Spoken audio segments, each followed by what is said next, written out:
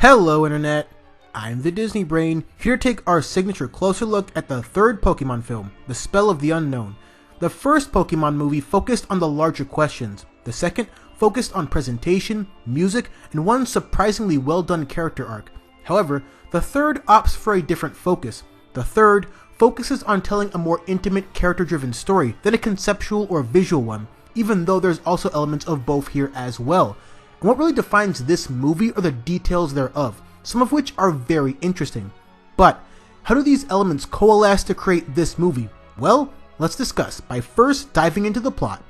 A former student of Professor Oak named Spencer Hale is an expert on legendary Pokemon, making it extremely strange that his expertise is never called on before or after, since, every Pokemon movie features legendaries, but minor details. He's just doing the father thing with his daughter Molly before he gets called up to work.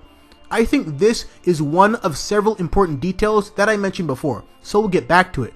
Not just his job, but the way it's framed in relation to his family. The details diverge a bit from sub to dub, so I'll be using the idea of the mother disappearing as a reference point. So, he goes hunting for legendary secrets and ends up getting abducted by the Collective, but more commonly referred to as the Unknown. With Daddy Hale now missing and his daughter now parentless, the Unknown use this as a chance to become literal wishmakers, thus setting the plot into motion.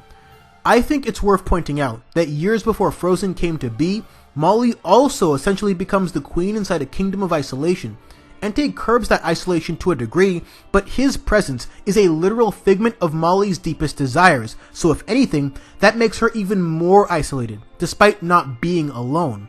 And so, right on cue, we're introduced to the main trio doing their thing in the Johto region. Ash does the whole battle to the music thing just like in the first movie, and we keep the plot moving. The Pallet Town gang featuring Oak, Ash's mom, and What's-His-Face get into the action early this time, since Oak and Ash's mom happen to know the Hale family. Also a cool little nod to continuity, even if it's perhaps happenstantial. I don't know if this movie counts as saving the world per se, but Ash's mom wanted him to do that closer to home in Pokemon 2000, and unlike the Orange Islands, Johto is just a stone's throw away from Pallet Town, which also helps explain why they were able to travel there so much quicker this time. So then, Molly and Entei make the collective decision that the pace of the movie is too slow, so Entei literally speeds it up by going mom shopping. Only one mom around, so she'll have to do. In response, Ash and friends eventually wade through the water. Only fitting, since every single movie to this point has involved a body of water as a direct line to the plot. I really want to give this movie credit for how inventive the use of Pokemon were here, but I also can't help but think of the impracticality of some of it. Like, the water stream idea was almost genius, but if the force of it could carry people, wouldn't Ash just get violently thrown back when he lifts the two Pokemon creating the streams? Or at the very least, not be able to move forward that easily? But this is also the world where getting burned alive equates to scraping your knee, so what can you do? Once the gang clears that hurdle, Molly decides it's time to be a Pokemon trainer. It seems rather flippant of her to go from wanting Team Rocket forcibly removed to not caring about the next wave of intruders literally seconds later. But really, what would you expect from the perspective of a child? Their priorities change all the time, since boredom is second nature to them. Molly sees a shiny new Pokemon and thinks, this is what I want now. And I thought that was the better choice, versus having the Unknown user as a hive mind puppet or something. In any case, this is perhaps the best use of Brock in any movie, and maybe even the entire anime. His best moments, whether big screen or small, are when he shows the calm, level-headedness that turned him into a gym leader in the first place. While Ash is trying to shout at the situation, although I don't blame him for that, Brock puts all the pieces together and acts accordingly. Between this and Misty having to do the same minutes later, we get another great detail. One of the biggest flaws in the previous two movies and other later movies is placing too much emphasis on Ash. What this ends up doing is devaluing his friends as characters and limiting their contributions, and the fact that it's his mom in danger this time is the perfect excuse to do that all over again. It's actually personal now. But instead, we get a situation equivalent to how the first Harry Potter film played out, where his two closest friends actually got the chance to contribute with their skills, not with their jealousy. They both lose, of course, since between the Hive Mind and Big Daddy Entei, Molly essentially has the Pokemon World equivalent of action replay, but they both buy enough time for Ash to make it to his mother. Molly gets the shock of her lifetime when she realizes that taking a mother doesn't actually make her yours. It's interesting, isn't it? Molly knows what her real mother looks like, and yet has a very specific fascination of Ash's mom, who acts as motherly as possible despite the danger. Oh, to be discussed. So now that Molly has officially had her Elsa-like emotional breakdown, the hive mind becomes rabid and attacks the nonconformists. And in comes my favorite Mon to save the day. And they say that a hero could save us. I'm not gonna stand here and wait. Even though Charizard isn't as utilized by Ash in the Johto region, even he gets an upgraded role compared to previous movies. The fight itself is great, but an interesting point that comes of it is Entei as a decidedly non-moral compass. He cannot be reasoned with, because his prime directive and his only directive is Molly, also making him the polar opposite of Mewtwo as an antagonist, who became as such from thinking freely and then coming to some pretty extreme conclusions. And speaking of Mewtwo, we talked about the subtle nod to the second movie here, but we also get a much less subtle but far more necessary tie to the first. If you recall, a big point made in that film was when Pokemon fights go too far. It's an unspoken guiding principle of the Pokemon world. Pokemon can die, but almost every trainer understands inherently that the point is to not kill your opponent. It's kind of a dick move. So I like the fact that Molly understanding that is what quelled the fighting, but what I loved more was Brock and Misty emphasizing this moment as Molly understanding how a real trainer acts. And both also do well to remind her that real battles don't use hacked Pokemon, so they ain't cakewalks, but it's better that way. Did I mention how great these two are in this one? Because they're pretty great. But this lovey-dovey family-friendly atmosphere has upset the collective, so only one thing remains, taking out the real antagonist. Charizard and Pikachu do what they can, but as expected, things can only truly be resolved by Big Daddy himself. Since I'm watching the dub, I found it kind of hilarious that Dan Green, who voices Entei, was talking about the power of belief, an idea that happens to be at the heart of his most famous voice acting role. But this situation is also a little confusing too. The Unown made Entei, as well as granted every wish Molly had. We know that Unown are living, feeling, thinking creatures, even though here they operate more like a combination of AI Singularity and the Borg. So couldn't they just make Entei vanish? Since you'd think they'd want to, not get attacked? And why does Molly wanting to stop things make their powers more unstable? Wouldn't they have less of that now? They got more powerful in accordance with Molly's emotions before, or is there lack of control from continual strain? It's really fascinating to think about, because when it comes right down to it, we don't know why the Unown are doing any of this. We don't know why they capture some people and appease others. But honestly, there might be a lot of information that I'm just missing here. And for those of you that can fill in the blanks, please do, because as far as I know, these little guys more than live up to their name. In any case, everything's back to normal in Greenfield, but then, in the credits, Real Daddy comes back to our dimension and even brings his wife back. Perhaps to address one of my many questions, did the Unown sense Spencer Hale's longing for his wife and bring her back? Were they actually the heroes of this story the entire time? So many questions lying just beneath the surface. Also, one random but cool little detail I picked up on before we really break things down. The setting this time is called Greenfield, and the gang goes there expecting it to be pretty, but all they find are ice-like crystals. Not sure if it was intentional, but it struck me as a pretty neat reference to Greenland and the irony/trickery behind its naming. Pokémon 3 is a well-conceived personal tale, but despite it being more bound in emotion than legend plot-wise, there's so much that's, unknown. But there's still a fair bit to say about the parts we do know, and the first and most obvious thing would be the character of Molly. I really liked Molly for several reasons. What she goes through, what she does, and what she symbolizes creates the threat, but it also means there's no traditional antagonist here. I enjoyed the fact that she responded to loss by trying to fill the void in the only way she thought would work, to live in a fantasy world where everything she wants and needs is readily available, and the foundation for all of it is her desire to reinvent a family for herself, to feel whole and complete again. That's why I thought the details of the opening scene were so important.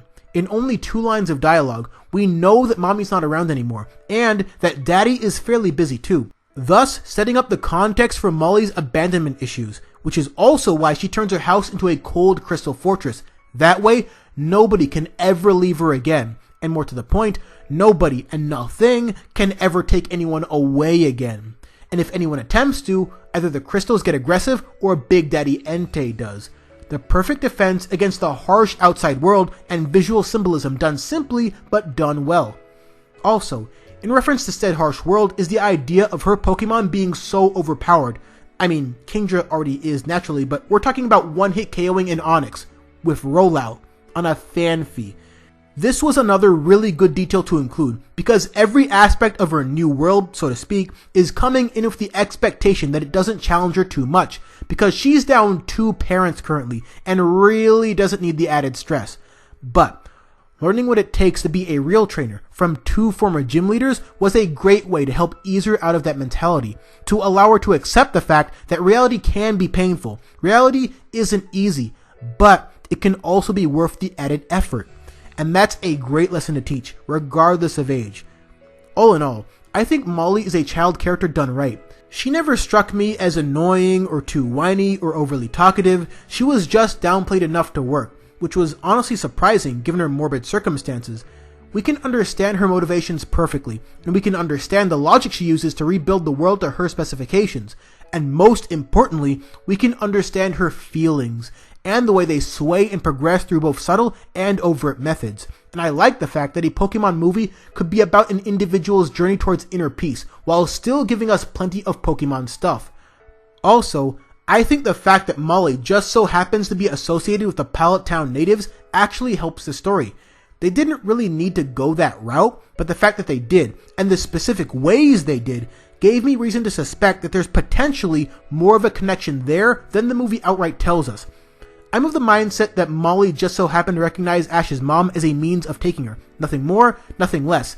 It's possible that Molly could be Ash's biological or half-sister, but what I'm leaning more towards is this.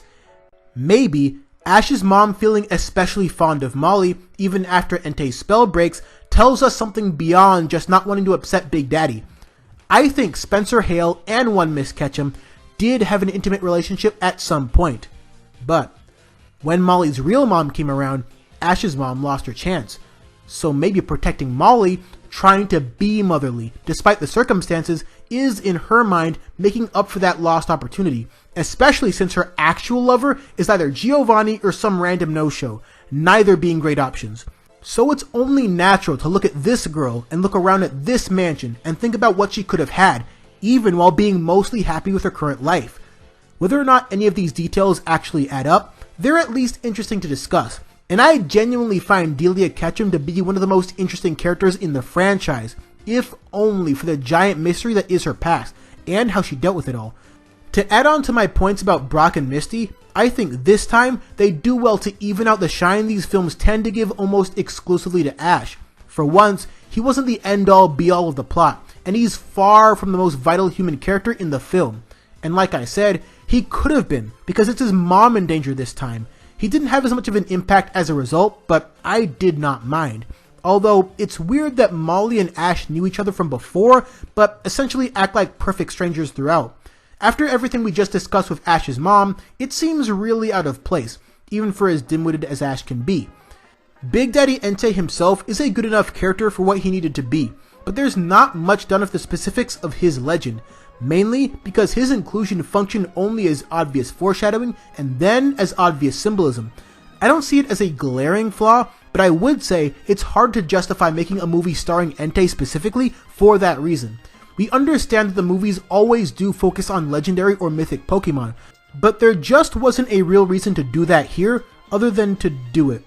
If Daddy Hale had told Molly that he was just like Caterpie and started crawling around the floor, then that's what Molly would have envisioned. Then it would be a movie about an overpowered Caterpie running train through Ash's whole team, which would be hilarious. I'd watch the hell out of that movie. But my point being that since nothing's really done with whatever Entei's legend happens to be, his presence felt a bit more gimmicky compared to some other films and their legendaries. And I think they could have done a lot more of that, while also not taking too much away from Molly's story. Cause as is, this movie makes Unown seem like the real legendaries. All in all, Spell of the Unknown is one of the most unique tales ever told in this franchise. As per the title, there's so much about this story that we just don't know. and I think the mystique actually adds to the quality. But on the surface was a well done, emotionally laden narrative about the ways and means one seeks to overcome loss and loneliness. And as I mentioned, even beyond the more potent ideas here, there's a lot this movie does that builds on and progresses the grander themes of Pokémon, including my favorite takeaway on that front, the idea that real battles are much, much harder, but they should be, because never being able to lose is no different than never being able to grow. It's not a perfect film, no Pokemon movie is, but I will say that even though the dialogue wasn't terribly impressive, I don't think it had as many aggressively silly lines this go round. On the one hand, I think that speaks to better overall writing, but on the other hand, there is a lot less good quotes, and part of that was a very minimal role for Team Rocket. Your mileage may vary on that point depending on how absurd and or self-aware you prefer your Pokemon movie to be, but for me, this is another good one. What I like the most about the first Pokemon trilogy is the diversity of themes and story structures present. The best aspects of this movie are radically different than the best aspects of the first two, and as an avid fan of the franchise, it's great when projects like these don't overly rely on the Pokemon themselves and instead take the time to create real narratives and ask real questions in addition to featuring the Mons. Unfortunately, I can't say that this is a trend that continues with the later movies as much, but all in due time. And until next time, thanks for watching.